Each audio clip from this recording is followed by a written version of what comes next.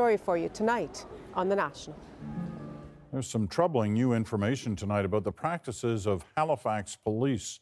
A CBC News investigation has found evidence that officers in the Nova Scotia capital are more likely to stop and check people on the street if they're visible minorities. Angela MacIvor has details. Every time Ashley Taylor gets into his car, he braces for flashing lights to follow. It does feel like you're being harassed or you're being watched, or those sort of things will run through your mind. The 42-year-old says police pull him over at least 3 times a year, and he's not alone. According to the Halifax Police Department's own numbers, which CBC gained through a Freedom of Information request, between 2005 and 2016, black people were street checked 3 times more often than white people, while those of Arab descent were checked twice as often.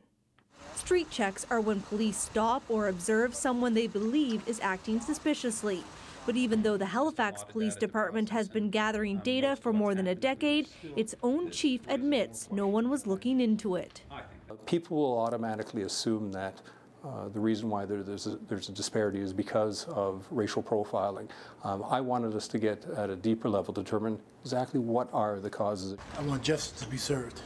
The Halifax Department has been accused of racial profiling before. In 2003, former Olympian boxer Kirk Johnson won a human rights case against the police force. Along with a cash settlement, the judge ordered local police officers to start keeping track of people's race when they're stopped by police. This shows that the message wasn't strong enough, I guess.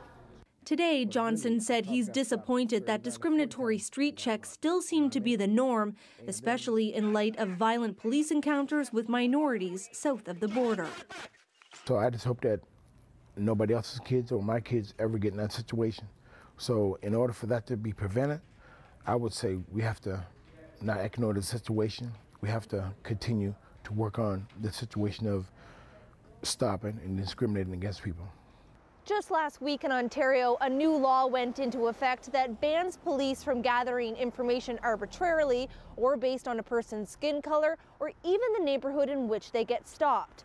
Today, prominent members of the black community here pleaded with Halifax police to go one step further and stop street checks altogether. Angela MacIvor, CBC News, Halifax.